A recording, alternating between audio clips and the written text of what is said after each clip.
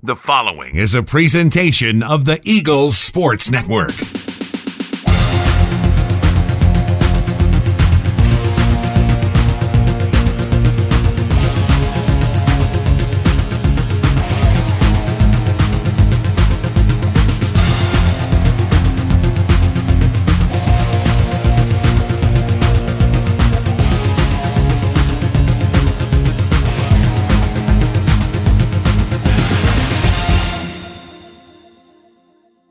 Hello and welcome into episode 2 of the Mike Clowney Show. I'm the voice of the Eagles, Adam Cavalier, alongside Carson-Newman head football coach Mike Clowney, as we recap and recount Carson-Newman's Week 2 loss to the Wingate Bulldogs, a 25-3 decision in favor of the number 15th ranked team in the country. Hello, everyone. I'm the voice of the Eagles, Adam Cavalier, alongside Carson-Newman head football coach Mike Clowney. Mike, as far as games go, this was one of the odder ones out there. First half scoring that was defined exclusively by 5 field goals and 15 points, and a second half that was gloriously marred by a 96-minute lightning delay. You were in it for quite a while, and Wingate really didn't put it to bed until the latter stages of the fourth quarter.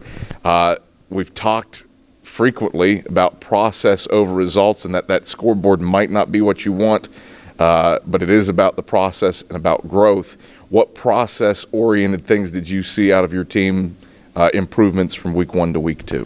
I think there was a lot out there. We kind of, our biggest thing in practice, the first week, because we had open week, was wanting to understand how to get engaged and handle, being in combat situations. We talked about Wingate being a physical football team, and I thought for the most part that, we kind of were in a lot of situations like the aggressor in the game, and so that was a big plus for us.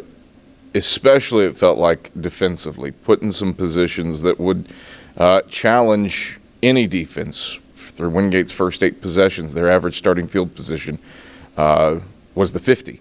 And yet you had only surrendered 1 touchdown through that. How proud are you of the efforts and the growth of your defense from week 1 to week 2? I think it speaks to that whole crew on the defensive side of the ball. Coach Slade and the coaches on our defensive staff did a great job of game planning for Wingate, number one, and I thought they did a great job of just kind of helping those guys overcome the corner that we were in the week before. The big thing we talked about is just playing one play at a time. It doesn't matter where the ball is. It doesn't matter what the situation is. You just go win that one play. And if you win enough of those plays, then eventually you put yourself in a chance to win a series and hopefully win the game. And I thought that was one great thing that I was impressed by that our defense did. I think if you were told, or Larry Slade was told before the game that you were going to hold Niger Peoples to 0.6 yards per carry, Shaw Crocker was going to convert on just 52% of his passes through 3 quarters, and you were going to hold Wingate 10 points below their scoring average and below their total offensive output, probably would have felt pretty good about your chances of winning that one. We would have, and that's just even when we come in here like at halftime, like we were in the game and felt like we would find a way to come back and win the football game.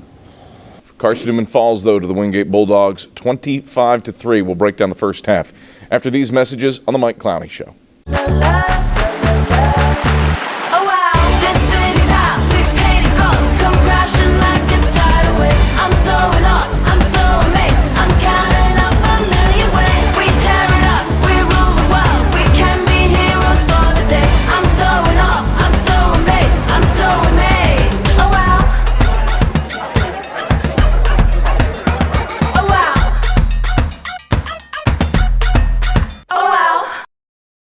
Back on the Mike Clowney Show as Carson-Newman falls in week 2 to the Wingate Bulldogs 25-3. Adam Cavalier alongside the Eagles head man Mike Clowney. Mike, we touted the defense in the first segment. Offensively, obviously some flashes, had a few sustained drives, but not fully there yet. I talked to Brock Pursley after the game, and he said, made some strides, obviously not there yet. What's your summation of the growth that the offense did have in spite of, a number that nobody's going to be happy with? I thought we did make some strides. We go in and watch the video. Offensively right now, timing and rhythm is so important. And so you watch that video game, I mean, not the video game, but you watch the video of the game. And it's just so many little things, like a step from the running back. You know, the offensive lineman, you know, we take a step the right way here, we can capture a block. So, I mean, we're getting close. We have to master the little things if we're really going to get to where we need to get to there. At the end of the day, too, I mean, that is probably more so where the inexperience lies within your football team is up front. And you saw Micah Young do some things at quarterback that he's a veteran, didn't make any mistakes, but also doesn't have quite the feet to potentially make that game-breaking play at quarterback, but certainly didn't do anything to cost you the game. Yep, and that's one thing. We talk about the inexperience, and that's where, you know, it's like we remind ourselves, all right, now we've got, you know, 2 games under our belt. We have to treat that like it's a season and go back out and get ready to play, because at some point, you know, we've got to stop talking about that and start moving, you know, to where we want to be. Just how difficult is it to find that experience, or how helpful is it potentially to find that experience against the caliber of competition that you faced in weeks 1 and week 2? You know, I think the caliber of competition, what it shows is that we're capable, you know, and we ought to be encouraged by that, you know, and I felt like we still, you know, have to, you know, one big thing you talk about getting the right people on the bus and then getting them in the right seats. And that's another thing that we did some shuffling around this week to try to find a little bit better rhythm. You know, we still moved some guys around that, like, what they were doing was still new to them. And so we've got to find, like, a way to kind of lock in and now start pressing and moving forward. Can't belabor the point. Wingate's a good defense. Remarkably, through 10, 11 quarters of football, a team hadn't run a play in their red zone until you did in the third quarter. How much of it is the growing pains of the offense versus Wingate having a talented and physical defense? I think Wingate's pretty good, but I still felt like, you know, there are opportunities out there that we didn't take advantage of.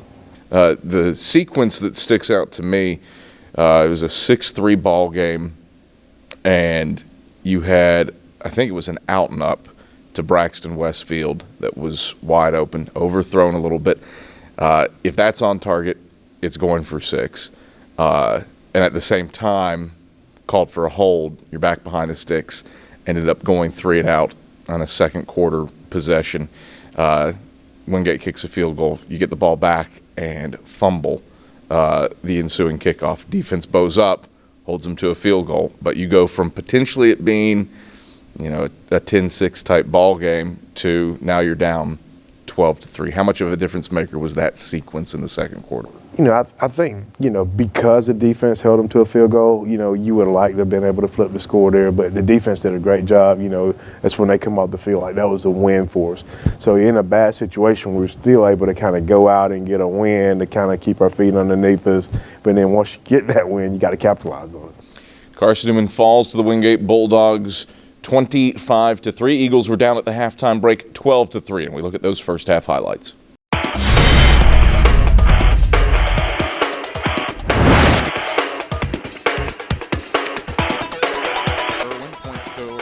Side, raises his right hand in the air, strides forward, touches left toe to leather, and sends it down to Thomas, who will catch it for a touchback just in front of the Allen Eagles. And 2 tight ends to the left of the line, a wide receiver each way. Snap back to Crocker, handoff Peoples straight ahead. He's hit at the line of scrimmage, turned around and turned back, shy of the sticks. Caleb Goins and Rondro Peoples meet him at the point of attack, and the Eagles defense holds on third down to force a 3 and out. He makes adjustments, brings Peoples over to his right, puts receivers bunch to the wide side left.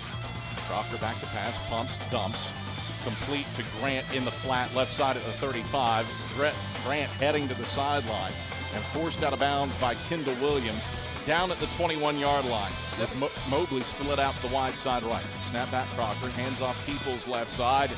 And Peoples waylaid in the backfield. Rondro Peoples Jr., the first man there, drops him for a loss of 2 back to the 22. 4th and a yard to go for the Bulldogs. Left hash at the Carson-Newman 11. Crocker out of the gun, takes the snap, will throw. Jets to the right, has running room, has the first down and more. Crocker to the 5, he hits the 3 between the hashes. His helmet comes off, so he will have to exit as Kyer Bynum slammed him down between the hashes at the 3. Needed 2 from the 1 for the Bulldogs in a scoreless ball game. Under 8 minutes to play in the first quarter. Crocker from the pistol takes, will keep it left side. He's wrapped up in the backfield by Alonzo Houston and Justin Porter. A loss of 2 back to the 3. Crocker calls his own number for a second straight play. This time it goes negative by 2 yards. Surveys the line, calls for the snap, takes it high, gives Peoples right side. Peoples is hit, stopped, and dropped for a loss back at the 4. Peoples tried to find the alleyway on the right side of the line, but Justice Alexander filled the hole. Alonzo Houston swatted him down as well, and Carson-Newman's defense does the job on the goal line. Huge stand by the Eagles. McLean Robertson on for the field goal attempt, and Robertson easy peasy lemon squeezy from 21 yards out toward the right hash. He's true from 21. The Eagles stop the Bulldogs on the goal line, and Wingate has to settle for a field goal for a 3-0 lead on the Eagles.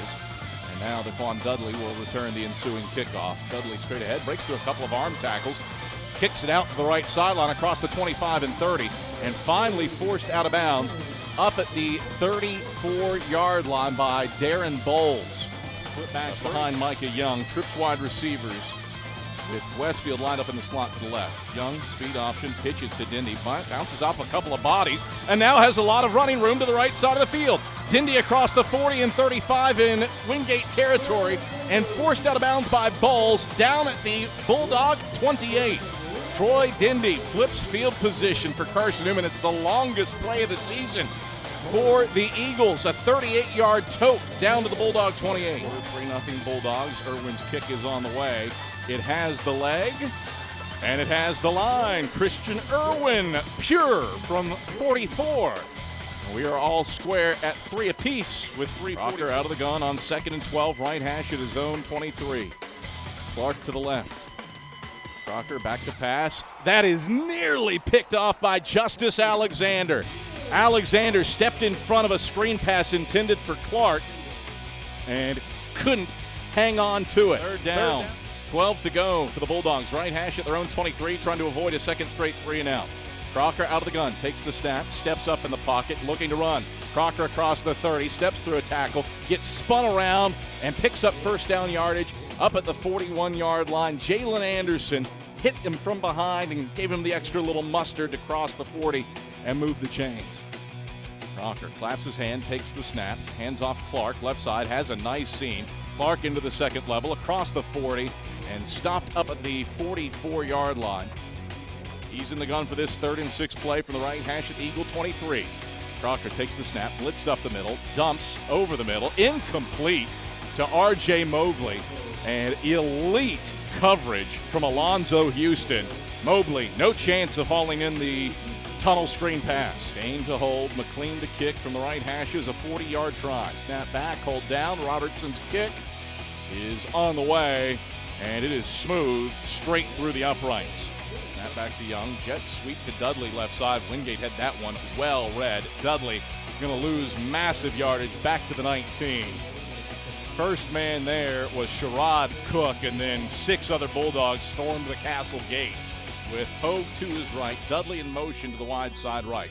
Young takes the snap, steps up in the pocket, runs into one of his own blockers, and Young going to be hit by Sherrod Cook. He gets the sack. Just a loss of 1 back to the 18. And Wingate's defense gets the 3 and out. Trips to the wide side right for the Bulldogs, 2nd and 7 from the Eagle 26. Crocker back to pass, dumps the screen, left side Peoples gets first down yardage, and then runs into Trezell Juradini-Weish and gets shoved out of bounds inside the 20, down at the 16-yard line. Gain of 10 through the air to Niger Peoples. The Raiders trying to force another field goal, trailing 6-3 with 10:50 to play in the second quarter. Snap back to Crocker, takes it to the chest, steps up in the pocket, sprints left. Knorr in pursuit. Crocker will have to run it. He's to the 10, stood up by Rondro Peoples and Callum Clements, and he's shy of the sticks. Brought down over the numbers left side, down at the 11. Bull and snap back, pulled down. Robertson's kick has the distance. bangs off the top of the K-sack and traveled between the uprights on its way there. So, strides forward, right toe to leather, and Dudley will backpedal into the end zone, catch it over his shoulder. Dudley's going to bring this one out. Dudley to the 10, shifty move back to the right, and the ball is out, and Wingate has it. Bulldogs dislodge the football and come away with a fumble recovery. Chip comes back. Robertson's kick from 18 is straight down the middle. And McLean Robertson extends the lead to 12-3. 2nd and 5, call it, from the left hash at the 41 of Carson-Newman. Eagles and orange tops moving right to left. Young, option keeper to the right, has first down yardage. He's caught once he hits the boundary right side, but not before he gets first down yardage. Edwards grabbed him by his shoe top to drag him down up at the 48-yard line. So all on the left hash. Young under center, split backs behind him. Takes, gives McCowan right side. No, check that. Young, option keeper, and he's got the first down. Young swirls his way around the left side of the line and pushes it down to the 41-yard line. Half is back, hold is down. Irwin's kick is on the way. It has the distance, but it is wide to the right. So Christian Irwin gave it a ride from 53, tried to match the stadium record for longest field goal, but could not connect and win. 4-man front for the Eagles. Snap back. And off Peoples' left side. Peoples stood up at the 25. Once the second effort, he won't get there. Turned around at the 25 by the Carson-Newman defense. Snap comes back. The hold is down. Robertson's kick. Plenty of distance, but he pushed it wide to the right. So Robertson mortal. And the score at the halftime break, 12-3 in favor of the Bulldogs. Those are the first half highlights as Carson-Newman falls to the Bulldogs in week 2, 25-3. Mike, certainly in the game at the halftime break, only down 12-3. What was your message in the halftime locker room? The message was we weren't exactly where we wanted to be, but we felt like we were in great shape to be able to win the football game. We're down 12-3. We come back out, we get the football. If we can take football and score there, then we're exactly where we want to be, with a chance to win the football game. You turn your attentions toward the second half and are moving the football with a chance to make some inroads. And then just one of those lake storms that just sits in Sevier County, 96 minutes. How greatly did the lightning delay impact your team after halftime? We come out twice because of the lightning delay. I thought we handled the first coming out with energy and was ready to go. And before we go run a play, we get called off the field again. I thought coming back out of the second one, I don't think we come out as energetic as we did coming out the first time. So I think that's an area to where, we've got to go back and look at kind of like, how we handled that. We talked to them about, hey, like this could happen 3 or 4 times, where we are. And, it happened to us twice. And so we've got to go back and look at, how do we handle that? Like, how do we maneuver, during a storm, literally during a storm. You go back to the old laboratory of learning. How do you use this situation to build kids for real life? Because there's always going to be situations that you get your back against the wall, and that's where we talk about the process over the results. If we continue to push and we continue to grow and we continue to work ourselves through the process, I think we'll come back and look at this as something that it's not fun to say right now that could be good for you. I mean, it's just all of us in life. I just heard a sermon coming in. It talked about God test us for He blessed us, and that's so true in everything that we do in life, and I think that's where we're at right now. Carson-Newman falters to the Wingate Bulldogs, 25-3. We'll break down the second half after these messages on the Mike Clowney Show.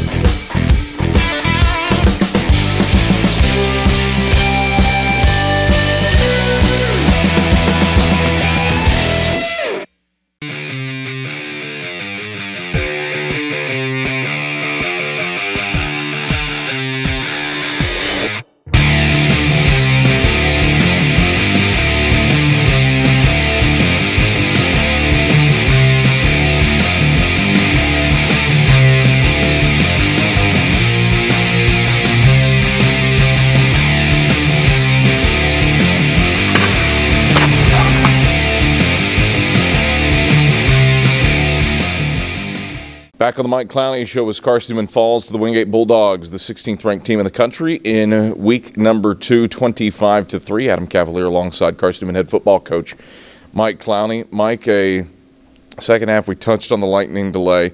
You moved the football well up until that point.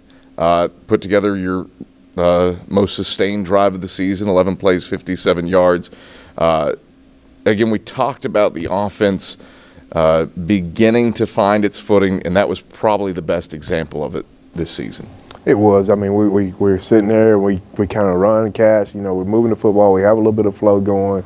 You know, we get the ball down. I think we're on the 19 going in. It's 3rd and 8. You know, we felt like we had a chance to go score a touchdown there. And then we get called off the field. You think about the individual efforts, and yet again, you turn toward your linebacking core. It was Alonzo Houston in week 1 who has the double-digit tackle performance. It's Rondro Peebles returning to his preseason All-America form. Granted, he was pretty close to it in week 1 himself, but 12 tackles, 2 tackles for loss.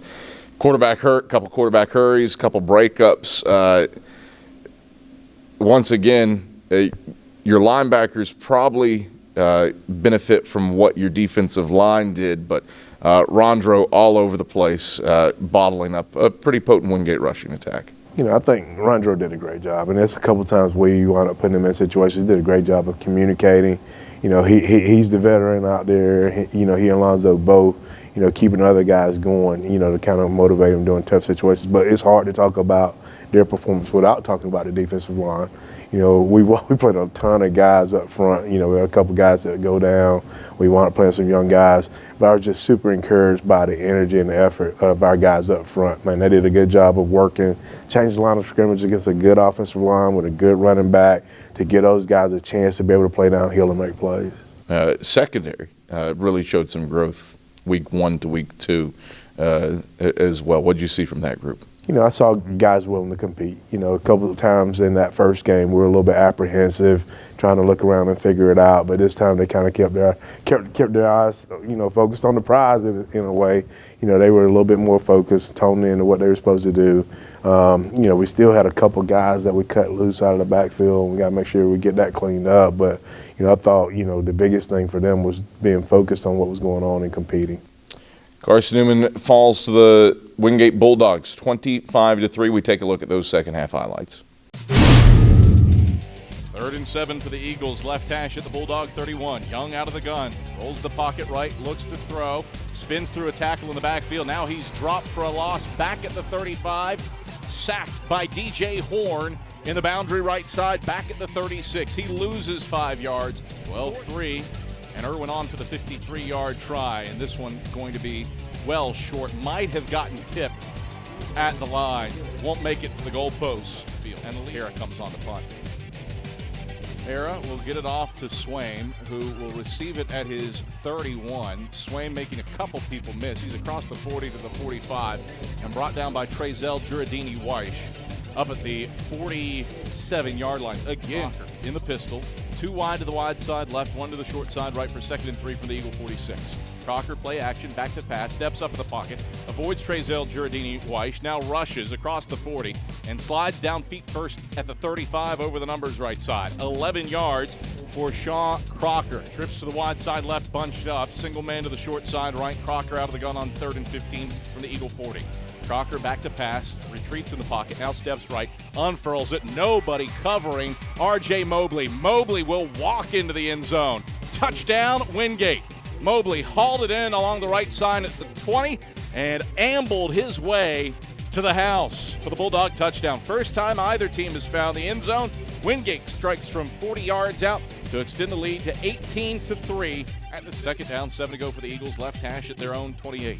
Young back to pass, throws left side, complete to Romaine Kelly. He's got first down yardage across the 35, and he steps out of bounds up at the 36-yard line. Young takes the snap, fakes the dive, throws right side, complete to Westfield. Stiff arms one man, Westfield on his horse along the right sideline, and forced out of bounds by Burks down at the 19-yard line. 16 yards through the air to Braxton Westfield, and the Eagles move the chains. Fourth down. 5 to go for the Eagles. Right hash at the Wingate 15, trailing 19-3. 108 seconds left. It's a reverse to the right. Jean-Baptiste around the right side looking for space, doesn't have it, and he's forced out of bounds at the 20. A flag on the play at the 15. Edwards forced him out. Mendez Jean-Baptiste couldn't find the edge as the Eagles ran the reverse to the short side of the field. Yard line, leading 19-3 with 13:50 to play in the fourth quarter. Crocker from the pistol. Takes, gives Peoples right side. Peoples hit in the backfield, dropped for a loss of 1, back to the 43-yard line. Nick Owens stepped into the fray to thwart him. Crocker out of the gun. Clark to his right, trips to the wide side left. Three-man rush for the Eagles. Crocker back to pass, steps up. He's hit by Peebles as he throws. Incomplete. Rondro Peebles absolutely blasted Shaw Crocker. Sneaked around a blocker and waylaid him. And splits for Wingate on this punt. Evans will uncork one. Dudley backpedaling, fields it at his 8, bobbling it, tries to escape one man, and he'll get slung down for minus yardage back at the 5. Crocker out of the gun with Peoples to his right for the 2nd and goal from the 5. Snap back, hand off Peoples straight ahead. Peoples untouched, walks in. Touchdown Wingate. Wingate extends its lead to 25-3 with 9:39 to play in the fourth quarter. Wilson into the game for the first time at tailback to Crocker's right. Crocker takes, he's blitzed from the left, evades it. Now he'll get swallowed up and sacked back at the 17-yard line.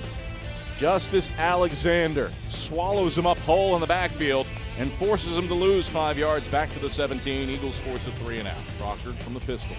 Takes the snap on 1st and 10, gives Wilson right side, bounces it to the right sideline, and Wilson bursting down the right sideline across the 25 and 20, and brought down by Tay Little down at the 15-yard line. And a great drive for Wingate to finish it off. Started with 5:32 on the clock, 7 plays, 72 yards. Crocker will take the knee, and that'll be the ball game. Wingate rolls to a 25-3 win over Carson-Newman. The 22-point victory is the Bulldogs' largest margin of victory in the series history between these two teams. Back on the Mike Clowney Show following a Week 2 defeat to the Wingate Bulldogs 25-3. It's time now for our Eagle Spotlight. And this week, Michael Watrang puts it on linebacker Alonzo Houston. Senior linebacker Alonzo Houston comes from a family ingrained in football. He's related to former Heisman Trophy winner Tommy Frazier and Florida State legend Peter Warrick, a top 5 pick of the Cincinnati Bengals in 2000. When he came out of high school, he didn't have a lot of scholarship offers. And when he arrived at Carson-Newman, he was immediately given a reality check. It's been a roller coaster since I got here. I mean, you know, when every freshman you come in, you want to start, you want to play fast, and like coming from high school, I was that dude. But when I came here, I was like 4th string, 3rd string, and I was just like, man, I really ain't that dude no more. And so I was like at points in time, I was just like, man, my head was low. I wanted to just stop playing football because of that. But it was like that would have been selfish though. And then really I just kept trying to better myself. I kept asking like what I need to do to get better and stuff. Like I kept asking other players, other coaches what they do to get better. With more than 3 decades of coaching experience at all levels, linebackers coach Scott Brock credits Houston's work ethic for his increased playing time and success on the field. It all starts in practice. Alonzo is one of my players that I know that I can count on going 100% every play. And he's so fun to watch in practice because he's still 100%. I know that he's very, very coachable. He wants to get better. We've adjusted his alignment this year a little bit off the ball. But he's somebody that really, really goes 100% all the time. He's the definition of 100. It's that grit that has pushed Houston to one of the top linebackers in the South Atlantic Conference. In fall camp, he was 2nd string. But an injury opened the door to increased playing time. The Florida native seized his moment. Confidence is a big key for how good you prepare for stuff, how good you are going to play in the game. If you ain't confident, like you gonna miss tackles, you ain't gonna run the ball, you gonna fumble the ball. If you confident and you know you finna go in there and beat the guy in front of you each and every play, like it shows. Like when I go out there, I don't care how good somebody is. Like I'm confident. Like you're not gonna beat me. Like you're not. That's my like my saying. Like I'm not gonna let you break me. I'm not gonna let anybody break me. And that's what I got to stick with, because I know once I go down, other people gonna start seeing me go down, and when they like my confidence go down, their confidence gonna go down. So it's like a chain effect. His mindset provides a young team with an example of the mentality Carson-Newman has taught for decades. Brock coached the Eagles during 2 national championships in the late 1980s and compared Houston's approach to the game with some of the greats to ever walk through Mossy Creek. He elevates everybody around him from his play because he goes so hard all the time and he doesn't let anything detract, and he's eager to learn. And that's what I really love about Zoe is that he's always asking questions. He always wants to get better. And you know, when you're coaching, you got to have somebody that cares, not only on game day, but in practice, and that's what he brings to our team. Head coach Mike Clowney, a former All-American linebacker, said of Houston, quote, "He took his opportunity and made the most of it. He didn't sit back and wait for his turn." On a young team finding its way, Alonzo Houston is continuing both his family and his program's legacy by excelling on the field and setting the standard. For the Mike Clowney Show, I'm Michael Watray. All right, thank you very much, Michael Wattrang, Mike Clowney, Alonzo Houston. He can hide at times on the field, and that probably benefits him a little bit, but really a pleasant thing to see a guy who's invested some time into this program over the years, starting out his senior campaign as well as he has. So, you know, he's been here. You know, a lot of times you get guys that come in and it doesn't happen instantly for them. And they have to kind of, you know, stick to the process. They have to work their way through it. And then, you know, we talked about those results a lot of times showing up later on. But it's fun to watch, you know, Alonzo reap the harvest of what he's done, you know, the last 3 years here. Mm-hmm. And I suppose I should probably put the asterisk, COVID Junior, as we're going to be doing quite a bit for the next 4 years. He does have a year of eligibility left. You put this one behind you, kind of again, just much like the game, the start to the year has been weird. At home for 2 straight against 2 really high caliber opponents. Now you hit the road for 3 in a row, starting at UVA-Wise, who's probably smarting a little bit after losing one at Mars Hill 44-9. What do you have to do to build off of some good things in the process, hopefully to get the overall result headed in the right direction against the Highland Cavaliers? Yeah, it's still going to be going back and us continue to work on us. It'll be a little bit different game. It'll be a little bit more like the West Georgia game than the Wingate game. And so we've got to go back and make sure that those things that, you know, hurt us there, we've got cleaned up. And, you know, we played them, the only game we played in the spring. And so there's some things there that, you know, we definitely got to make sure that we go look and get cleaned up as well. You look at what Dane Dameron's group does, and you kind of alluded to it. They are throwing the ball frequently, fervently, and without apology. Landon Redwine has done a fine job at quarterback for them through 3 weeks. What sticks out to you about the Highland Cavaliers on first blush? You know, the big thing is their receivers. I mean, they've got 2 big receivers outside that are really good players, and then the speed at which they play in. You know, like they're you watch them on video and like, you know, they down the ball and they're sprinting back. So we've got to be ready to handle tempo. We've got to be ready to compete on the perimeter. And you know, last year they hurt us some with the quarterback, and so we've got to make sure we've got a good answer for that as well. All right, Mike Clowney, thanks for the time. We'll talk to you next week against the Highland Cavaliers. Yes, sir. That's Carson-Newman head football coach Mike Clowney. I'm the voice of the Eagles, Adam Cavalier. This has been the Mike Clowney Show. Thanks for watching.